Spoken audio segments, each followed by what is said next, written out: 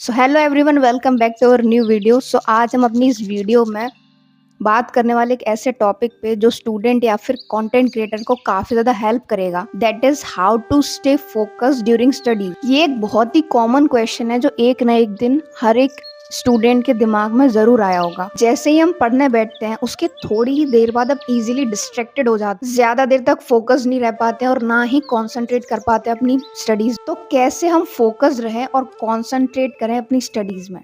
इसी प्रॉब्लम का सॉल्यूशन है इस पूरी वीडियो में। तो पूरी वीडियो को एंड तक देखना। तो वीडियो स्टार्ट करने से पहले मेरा आपसे एक क्वेश्चन है और इस क्वेश्चन का आंसर हॉनेस्टली और सोच समझ कर देना। Do you become distracted when you listen your favourite music? क्या आप इजीली डिस्ट्रैक्टेड हो जाते हो जब आप अपनी फेवरेट मूवी देखते हो या फिर कोई फेवरेट सॉन्ग सुनते हो? जब भी आप कोई ऐसा काम करते हो जो आपको पसंद है या फिर जिस काम के साथ आपका पैशन है, तो क्या आप इजीली डिस्ट्रैक्टेड हो जाते हो उस काम से? No, you don't. जब आप कोई ऐसा काम करते हो तो आपका कंसंट्रेशन उसी काम पर रहता है और इसीलिए आप उस काम को ज्यादा अच्छे से कर पाते हो। तब आपको ना तो किसी मोटिवेशन की जरूरत पड़ती है और ना ही किसी कमबैक की। So what is the first secret behind this focusing power? Is passion. जब भी आप कोई ऐसी चीज करते हो जो आपको पसंद है तो आपका माइंड उसको अचीव करने के लिए फुली फोकस रहता है। तो इसीलिए किसी भी काम को करते समय फोकस रहने के लिए फर्स्ट स्टेप है टू डेवलप पैशन और the desire to do that. इसीलिए कहते हैं ना कि लव व्हाट यू डू और डू व्हाट यू लव।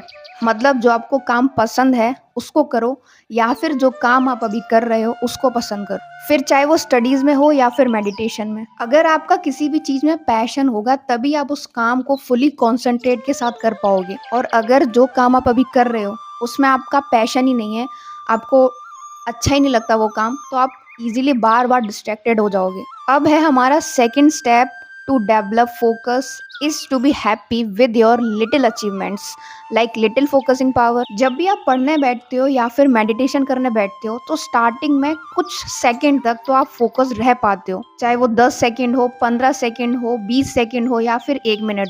तो अब आपको क्या करना है कि जितना भी देर आप पहले दिन फोकस रहे हो और कॉन्सेंट्रेट जितना भी आपने कर पाया है, तो आपको उसी अपनी अचीवमेंट से खुश होना है। क्योंकि हम लोग ना पहले ही दिन बहुत ज्यादा एक्सपेक्टेशन रख लेते हैं खुद से कि हम सीधा 1 घंटा, 2 घंटा, 3 घंटा फोकस रहेंगे और फिर रह नहीं पाते हैं और फिर बाद में रिग्रेट कर। इसीलिए आप जितना भी देर फोकस रहे हो आप उसी अचीवमेंट से खुश हो, फिर चाहे वो भले ही 1 मिनट क्यों ना हो।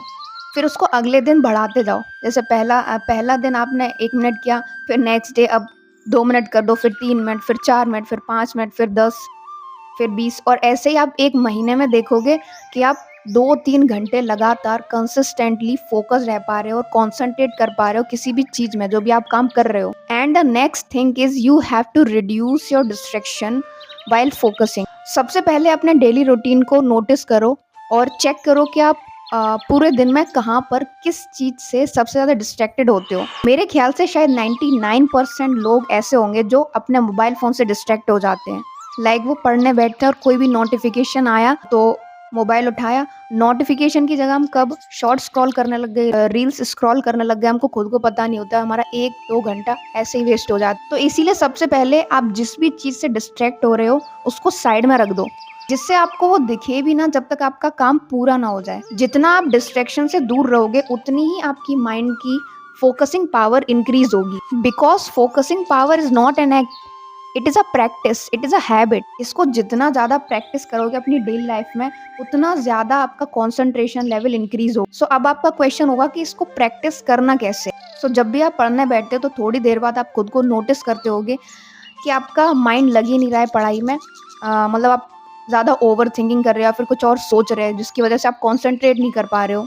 जब आप इसको नोटिस करो या फिर जब आप इससे अवेयर हो जाओ तो तुरंत अपने डिस्ट्रैक्टेड माइंड को फिर से फोकसिंग पॉइंट पे लेके आओ। फिर से थोड़ी देर पढ़ने के बाद आपका माइंड फिर से डिस्ट्रैक्ट होगा और उसको फिर से खींचकर फोकसिंग पॉइंट पर लेके आना है। जितनी बार डिस्ट्रैक्ट हो आपका माइंड उतनी बार आपको उस पॉइंट पर लेके आना है, अपने जो भी आप काम कर रहे हो उस पर लेके आना है अपने डिस्ट्रैक्टेड माइंड को बार। फिर डिस्ट्रैक्ट हो रहा है फिर लेके आओ, फिर डिस्ट्रैक्ट हो रहा है फिर लेके आओ। और जब आप ये बार बार करोगे तो अपने आप देखोगे कि ये आपकी हैबिट बन चुकी है और तब आप फोकसिंग के उस पॉइंट पर पहुंच जाओगे जहां पर कोई भी डिस्ट्रैक्शन आपको इजीली डिस्ट्रैक्ट नहीं कर पाएगा। और लास्ट में सबसे इम्पोर्टेंट बात, जब भी आप पढ़ने बैठो या फिर आप कोई ऐसा काम कर रहे हो जिसमें फोकसिंग पावर चाहिए, जिसमें कंसंट्रेशन चाहिए, तो उससे पहले थोड़ी देर के लिए मेडिटेट करो। भले ही आप 1 मिनट के लिए क्यों ना करो। Just close your eyes and focus on your breathing pattern. जब आप सांस ले रहे हो और छोड़ रहे हो, तो सिर्फ उसी पर कंसंट्रेट करना है 1 मिनट तक, सिर्फ और सिर्फ 1 मिनट। इससे आपके माइंड को एक सिग्नल मिल जाता है, एक मैसेज मिल जाता है कि अब आपको फोकस रहना है, अब आपको एक्टिव रहना है और कंसंट्रेट करना है जो भी आप काम कर रहे हो, जो भी आप काम करने वाले हो उस पर। यही था हमारा आज का टॉपिक। अगर आपको वीडियो अच्छी लगी हो तो लाइक ज़रूर करना और अपने एक दोस्त के साथ शेयर ज़रूर करना। और अगर आप इस वीडियो को देखते-देखते एंड तक आए हो, मतलब आपका कंसंट्रेशन इस वीडियो पे था और आप फ़ोकस थे, तो ऐसे ही आपको अपनी स्टडीज़ में भी फ़ोकस लगाना है और अपने गोल को अचीव करना है, जो भी आपने गोल बना रखा है अपना। So do your work now.